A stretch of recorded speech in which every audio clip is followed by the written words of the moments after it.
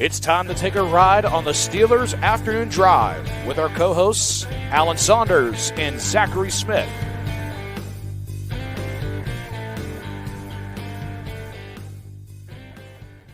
Welcome back to another episode of Steelers Afternoon Drive. I'm Zachary Smith. That is Alan Saunders. Alan, an OG form of Steelers Afternoon Drive. Everybody was probably just on Friday. Everybody got us, Derek, and Nick probably didn't know what to do with themselves. You and I back at it today in the saddle. I think it's important we keep expectations low here, right? Like we can't overpromise. Like we can't give people. This is what we can do if we want to do, but let's dial it back every once in a while and just bring the OG show back. Let's do it. Alan, a good topic that I thought to kick off the show, something that we haven't really touched on. Bleacher Report put out an article, and I know that this is probably Steelers fans either shutting off the show right now, maybe putting us on mute, doing something like that. Put out an article talking about 7 players that could retire early. Steelers edge rusher TJ Watt listed on there, something that people probably don't even want to think about right now. You think about the level that he's obviously still playing at.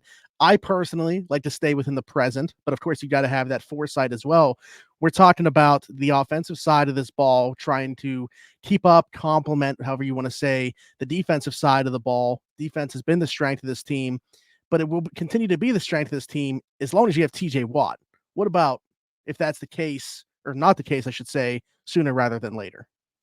Yeah, we've kind of talked a lot this offseason about whether the Steelers are like in win now mode or whether they're sort of realistic Super Bowl contenders. It was obvious the last 2 seasons the Steelers were in the middle of a rebuild, right? I mean, that's what happens when you have a young player at quarterback. That's what happens when you have all this pile up of young players on the offensive line. I'm sorry, on the offensive skill positions, George Pickens, Najee Harris, and Pat Freiermuth. You're not going to win with all those guys in their first and second year. But what I think, a lot of that has changed this offseason with, ownership saying things like, hey, we want to win a playoff game. And then been making a lot of win now moves. You don't sign a 35-year-old starting quarterback to a 1-year deal if you're not trying to win right away. But I think there's a big difference between trying to win right away and winning right away being viable, or at least winning anything of substance. Like I've said this repeatedly here, and I'll probably catch some more flack for saying it, but like the Steelers are not legitimate Super Bowl contenders in 2024, and almost nothing they could do the rest of this offseason, including acquiring Brandon Ayuk, which I think is unbelievably aspirational, would even really get them close to that goal. Like they are still not Super Bowl contenders, even with the best possible player they could still legitimately acquire at this point in the offseason. They just aren't. And in fact, I don't even think they would be favorites to win their division with Brandon Ayuk. They are far away, mostly because of the quarterback position. Youth along the offensive line, continued uncertainty there. But I think the idea of this rebuild that started, maybe 2021, certainly in earnest in 2022, was get the offense to the next good place on the other side of those Ben Roethlisberger. It was the Killer Bees offense, the last B of the Killer Bees offense, right? Get the offense to what it's going to look like in the future from that. And they've certainly now turned over almost that entire offense, but it's still very young, and they don't have a real long-term stable answer at the quarterback position.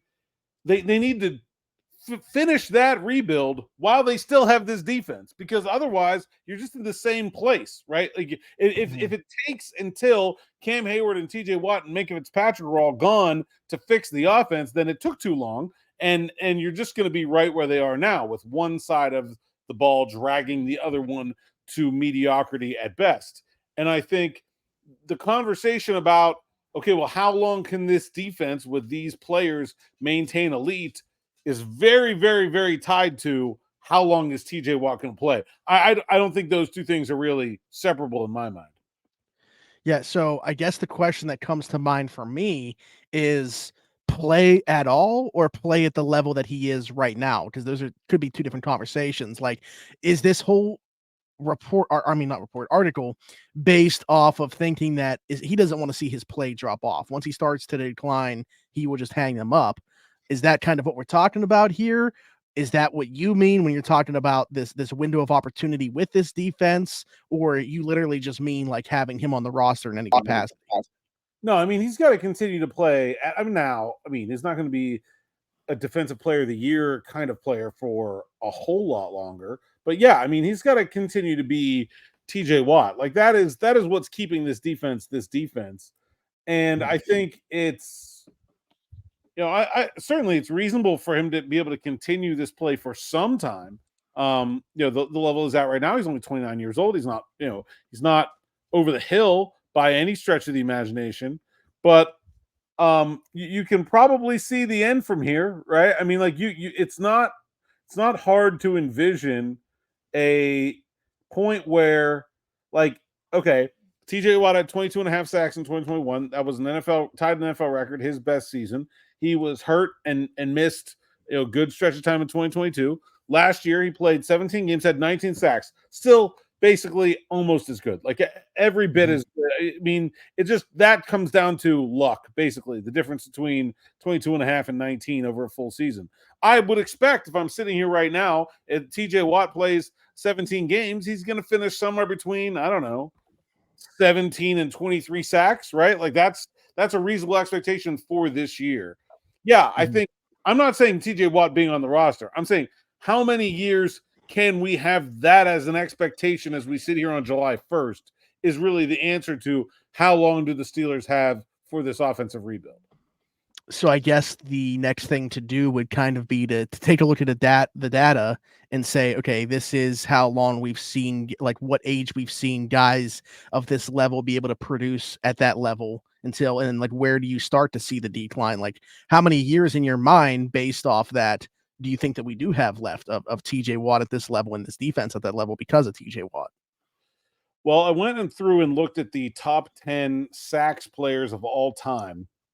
And I'll give you two numbers for all of them. The last time they were a Pro Bowler, and then the last time they their last year in the league. So Bruce Smith was a Pro Bowler at 35. He retired after his 40-year-old season. Reggie White was a Pro Bowler at 37, retired, then came back and played one more year at 39. Kevin Green was a Pro Bowler at 36, retired after age 37 season. Julius Peppers, a Pro Bowler at 35, continued to play until 38. Chris Dolman, a Pro Bowler at 36, played until 38. Michael Strahan, a Pro Bowler at 34, played until 36. Jason Taylor, a Pro Bowler at 33, played until 37. Terrell Suggs, a Pro Bowler at 34, played until 37. DeMarcus Ware, Pro Bowler at 33, retired at age 34. John Randall, a Pro Bowler at 34, retired at 36. We also have, not in the top 10, but a very relevant example, J.J. Watt, who had more sacks than T.J. had. That's what I wanted to bring up if you didn't, yeah. He was a Pro Bowler at age 29 for the last time and played until age 33. Now, obviously, a slightly different position with slightly different demands. I think it's reasonable to expect that a interior defensive lineman is going to age differently than an edge rusher. But, I mean, just based on those numbers, those guys I listed there, some of the best edge rushers in NFL history, it seems unreasonable to expect this caliber play, Pro Bowl caliber play for TJ Watt, much beyond age 35. Would you agree with that? Yeah, so like those first few, you were like 36, even there's a 38 in there for last Pro Bowl season. But when you got into like the last 5 or so, they were all like 33 years old, 34 years old. Yes, because in my mind, at this level, I think you're stretching if you even think like a half of a decade at this level. I think you're going to see a drop off to some degree. I'm not saying completely fall off a cliff, but I think by the time you're talking about like age 34, age 35-year-old TJ Watt, he's not going to look like age 28 TJ Watt. Yeah, I agree. And I think there's, it's not science, right? But like, you look at a guy like Bruce Smith, I think, his game a lot less predicated on speed. And that's one of the reasons we talked about when we talked about Cam Hayward aging and being a guy who's like sort of an atypical part of the aging curve. I think power guys age more gracefully than speed guys. So much of TJ Watt's ability is based on his quickness to get off the ball. And if he loses that, I think he's in trouble. And so, yeah, I'd say 5 years feels like almost an optimistic view of it, right? Is that where you're at? Like, I was just saying, is that also maybe even best case scenario? It's certainly possible, but I'm not even sure that's the most likely scenario. Yeah, so I was having this conversation actually with somebody not too long ago, maybe like 3 weeks, and they said they only see 2 years left of this version of TJ Watt. And I said, I think like more like 4. So maybe it is somewhere in the middle of those 2. I can't imagine only 2 more seasons of this version of TJ Watt. If he stays healthy, I don't know. It's just hard for me to see that path. I also think the Steelers have a really good defense around him, which prevents him being the one guy that you have to block, and he's not going to get double teams as much as long as Alex Highsmith is there. And if he continues to develop, I think a lot of this depends on the situation too. JJ was always kind of like a one-man thing in Houston, where like it was just go beat him up. I think the Steelers having Alex Highsmith really can help extend TJ Watt's longevity, because he's going to get fewer one-on-one double teams than a guy of his stature probably should, because of the talent opposite him. I do think, though, really, okay, you got this year where they're trying Russell Wilson and Justin Fields, and then we'll see. I think you probably have, if this attempt at quarter, and I guess you call this attempt 3, right? There's Mitch and then Kenny, and now whatever you want to call this. Like, if this doesn't work out, and they go into 2024 with, they're not going to keep any of these guys on 1 year. I'm sorry, 2025. They're not going to keep any of these quarterbacks that are on 1-year deals as the starter for next year. You've got at least one more shot at it, right? But I don't know that, whatever they do, if Russ and Justin Fields don't work out, well, they've got one more good shot at another quarterback, and figure that takes 25 and probably into 26. That's you shouldn't feel right now comfortable about getting 2 more swings at it, right? That should probably be it. Yeah, I agree. I mean, it's crazy to think that, but you're right. I mean, there's not how many more darts do you have to throw before you are looking that down? And I don't necessarily. I'm not the guy for hypotheticals, but does he just sit idly by watching them not be able to figure out the quarterback position as well? I mean, how long? Because I thought that's where you were going with that conversation, was if you don't figure out the quarterback position, are we just going to keep TJ Watt on the roster, or do we maybe go in a different direction to try to retool during that course as well? Now, I'm of the opinion that that's the kind of person that you just tell you, how long would you like to play? Here's your contract, Mr. Watt. I agree. I don't even think that I would entertain serious negotiations, but I guess it's fair to say that, look, when he talked this offseason, all he wanted to bring up was, I just want to win a playoff game. If this team continues to not be able to get him there, I guess it's fair to wonder if he will want to stay in Pittsburgh. And that is sort of pure speculation, but I don't think you should assume as a team that just because a guy has played for you that he's going to always want to play for you if you're unable to accomplish the thing that he says he cares about. Like, if I'm the Steelers front office and I'm making my plans and TJ Watt is only under contract at the end of 2025, I might feel like, hey, this is no sure thing that we're going to get him for 2026, even if we decide we want him. Yeah, and I will be honest, a reason that this entered my mind was today, NHL free agency day, so we're comparing apples to oranges here, but a lot of the talk on TSN has revolved around Sidney Crosby's next contract, very different from TJ Watt. He's obviously already accomplished the ultimate goal 3 times. He's got a spot on the Mount Rushmore, but they were having a conversation like, is it Pittsburgh doing enough around him to convince him to stay? And again, a different conversation, but it just popped in my mind, and I wanted to bring that into the TJ Watt conversation. Yeah, it's certainly an open question as to what he would want if it goes 2 more years. He's still playing at a very high level, and there's still no success, or even it looks like there's gonna be. If you look like you have some of the pieces, then maybe it's different. If they go into this year and Justin Fields plays 3 games, and then they sign him back for 2025 to, and then he plays, maybe but they don't win a Super Bowl. Maybe they win a playoff game, right? And maybe there's some hope of some progress. Then I think maybe you could feel better about it. But yeah, if I'm the Steelers, I'm thinking I've got to do some things to earn TJ Watt signing that next contract. Certainly think he's the kind of guy you bet on taking. The other part of this is, it's interesting, is is the injury part of it. He hasn't. I think there's this narrative that like he's been injury prone, and I don't really understand it because he hasn't been. He had the bad injury, against the Bengals in the first game of 2022. Outside of that, he's hasn't missed more than like one game because of injury in a season. I don't feel like I have concerns, me personally, about his health as he ages. But I don't know. What are your thoughts about that? I think that it's people that only watch this. Like if you watch any other game, you'll see, especially guys that play that position, go like off the field, like hold like in and out of games, maybe dealing with a little bit of something. And maybe that's where that's coming from. Like people that only see that happen with TJ and the Steelers and see he's nicked up a little bit game in and game out or whatever, but obviously playing through it. That to me is where that's coming from. But you'll see that across the league with any given football game that you watch.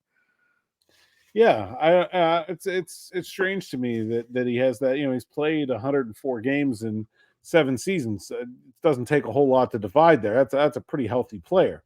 But I mean, you do have to acknowledge that, like, okay, let's say he plays 6 more years till age 35. Perfectly reasonable prediction. Should probably assume that one of those years is going to have some injury issues. Like that's just the odds, right? That's just the math of football. That if you're playing, especially a position like his for that long, that you're going to have those years. But that wouldn't keep me from wanting him. I think. And the other thing is, very individual, and I would say probably impossible to predict. But some guys are very okay with that downturn and becoming sort of a good but not great. Julius Peppers, I think, is the perfect example from that list I gave, right? Where he was not really that like star player after really, I mean, it was maybe like the first couple of years in Chicago, but after that, like, he was just kind of around, but he was around for a long time. He was still a very productive NFL player. He wasn't a great NFL player anymore. He's still a very productive player for a really long time. I don't know that I see that future in TJ Watt. I don't know that I see like this football lifer that's going to, Von Miller, another example that's just going to play every snap that his body will physically allow him to play. I'm not sure I see that coming. Yeah, I don't know. See, that's why I brought up, like, are we even talking about? That's why I didn't know if we just meant at his peak playing for the team at any level. Would he be somebody that wanted to even continue to play if he could see that physical diminishment? He's obviously watched his brother, how the end of his career took place and stuff like that. Does that play into the way that he sees things? I don't know. But like contract wise, I mean, next offseason, we're going to be having a discussion about extending him. So we'll see how that goes at that point in time. Yeah, I think his brother is a very apt example for that part of the conversation, right? I mean, certainly he retires at 33, certainly could have kept playing. Certainly it would have had offers to continue to play. Probably would have been Pittsburgh. Probably would have been a pretty good player too. Like does anybody think that if JJ Watt had played last year, it would have been bad? Like I don't. I think he would have been an above average NFL defensive lineman at worst. I think he probably would have been pretty good. So and maybe those two things, the last two pieces of that conversation are tied together. Does that go differently for JJ Watt if it looks like Houston, like if Houston looked, if he was still on Houston in 2022, and then they have the 2023, if you're on that team that looks like it's close, that looks like it's contending, like, man, I think he might have stuck around. He was on the Cardinals, they were going nowhere. He had never really been close to team success.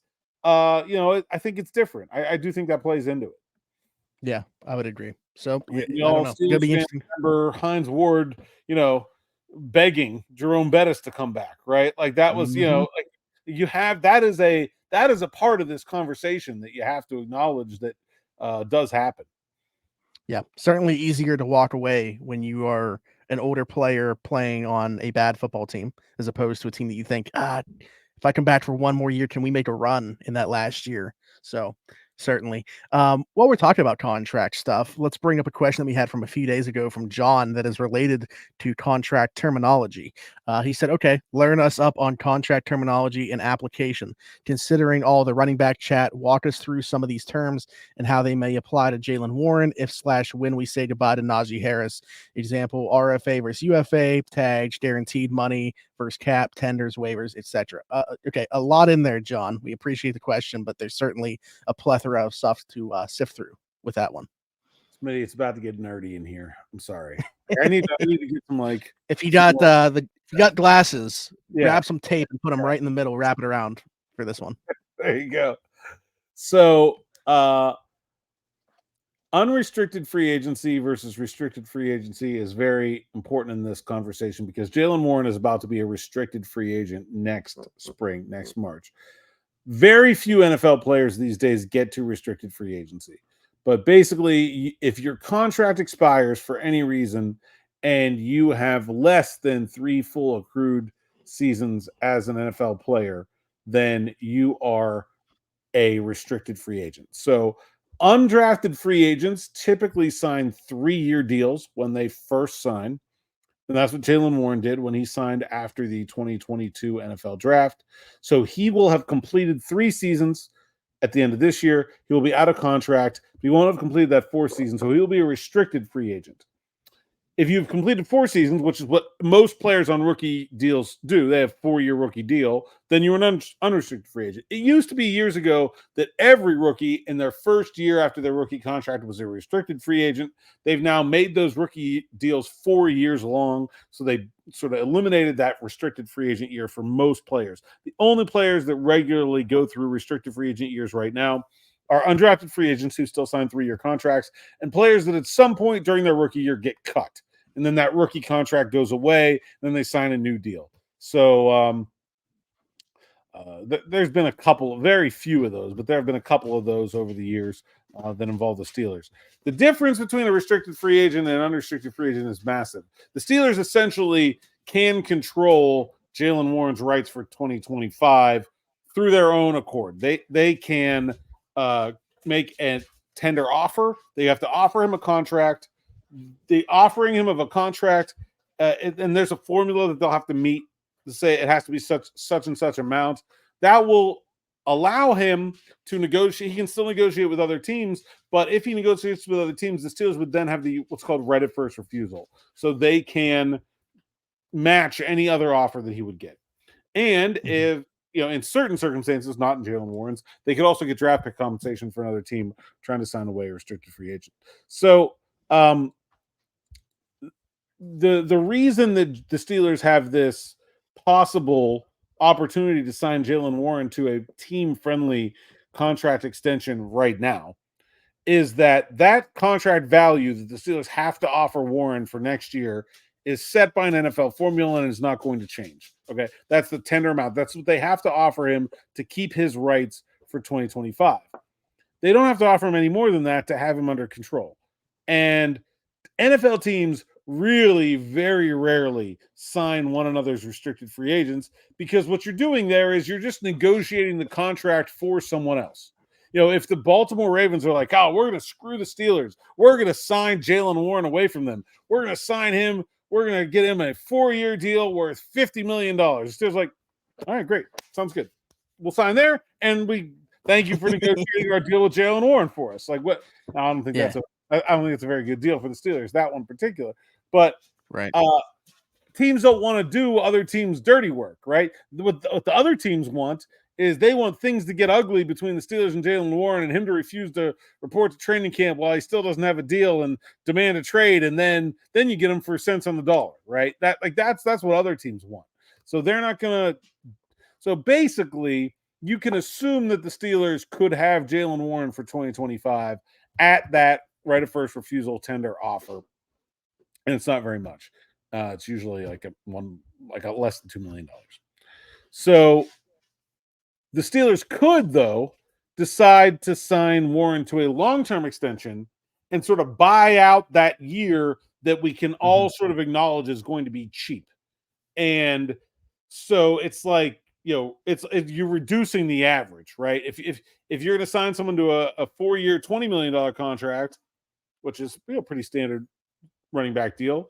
Well, now we're going to make it a 5-year contract, but there's like a 1.5 at the beginning. So now it's a 5-year, $21.5 million contract. You're spreading out the cap hit over more years. You're making, you're sort of whittling down those peaks. And at the same time, filling in the valley. You're not going to get as good of a deal in 2025. But I think that kind of contract is certainly something the Steelers, if they don't do a deal with Najee Harris this offseason, which it is really looking like they're not going to, I don't know why they wouldn't try to do that kind of deal with Jaylen Warren. Yeah, I agree. Something popped in my mind, and it's not necessarily related, but it also is related to the RFA stuff, is the Players Association. Like, are they cool with the way that it's currently structured? Because it kind of just, I mean, what's the benefit there for the player? I mean, I don't want to speak for the Players Association. I don't really know whether I just didn't know if that's been brought up like at all recently. Here's the thing: the way unions work is that when you have something that only affects a small percentage of the union voters, it's going to be hard to get changed, right? Yeah, like it just doesn't. When the NFL is going to say we want to have an 18th regular season game, union, what would you like in response? Like, eliminating RFA years for undrafted free agents is not going to get to the front of that line because there aren't enough guys that it matters to. And so I don't know that there's any momentum to do anything with it. It's a pretty rare occurrence that it comes up, but it does come up from time to time. Sure. And like what you just mentioned, is a pretty rare occurrence. Steelers typically, I mean, especially like in a guy like Jaylen Warren's case, you think would like to take care of him before we even get to, like, I don't see them nickel and diming him and like just making him play out these RFA years. Like, I do see an extension. Yeah, right. I mean, at the very least, they're going to have to do something with him next year. They're not going to go into, I mean, I guess they could franchise him in 2026 if they really want to. If they really wanted to, like, hold the value line on running backs hard, they could do that. I just don't know. I think at some point you got to invest in somebody. And I think because of this contract situation, Jaylen Warren looks like a potentially better deal for me than Najee Harris does, because you can use this RFA year to buy down the cost on some of the later ones. Yeah, absolutely. Okay. All right, good stuff. Hope that answered. Like, it gets him some money now. The poor guy almost played for free last year after he got fined so many times. Like, take care of the guy a little bit. At that, he gets him that signing bonus up front. I think that there's a lot of reasons for the player to want to do it too, not just for the team, because it does. Would you rather have $15 million today or $1.5 million today and maybe some more later? I think you're taking tough call. Yeah. So good stuff. I hope that answered John's question there. Didn't answer all of it. That was an extremely broad question. If you have more contractee stuff, though, this is the time for it. So go ahead and let them rip in the comments there. Absolutely, this is the time for it. Second question I wanted to bring up, and this was from Friday's episode, and love the username here. I will say this so people can laugh when listening or watching back to this. Da Biddy Slayer wants to know, do you guys think Dylan Cook has starter potential? Liked his measurables last year, played well in the preseason, I thought. Sounds like the coaching staff is investing in him as well. Starter potential feels like yes, certainly. Likely? I mean, probably not. I think that's like 3 steps ahead of where he's at right now, and I don't want to say that he can't get there, but it's probably less likely than it is to happen. I think they have a strong candidate to be a swing tackle backup. Certainly. I do think they have that. Like, I really think that if this training camp leaves us with Broderick Jones and Troy Fautanu just established in those 2 tackle positions, I think maybe one of the, this could end the tackle battle that we all foresee happening in training camp could end up be between Dan Moore and Dylan Cook as to like whether or not going to trade Dan Moore. Like, that's certainly a possibility. I think that's something that could happen. Starting, I mean, probably not. I mean, also, like, let's be honest, he's got 2 first-round picks ahead of him on the depth chart. How does it happen exactly? Right. Yeah. Starter. Yeah, I was just say, like, in another uniform, potentially down the like, great for him if he becomes that type of player, gets himself out of Pittsburgh and earns that opportunity. Like, if you were talking about with the roster constructed, a few years ago, where it's like Chucha Okorafor, Dan Moore, even going back to like the Zach Banner days, like Matt Dylan Cook, could he Pfeiffer. have compete? Yeah. Right, yeah. Could he have been a start, like had an opportunity to start on those teams? Sure. But it's just hard for me to see the path specifically for the Steelers to him getting to that point. While I do think he is very intriguing and could certainly be the number one backup, I think he will be the number one backup on the right side, at least. I think it's very optimistic to think that he will turn into, a team's every game right tackle.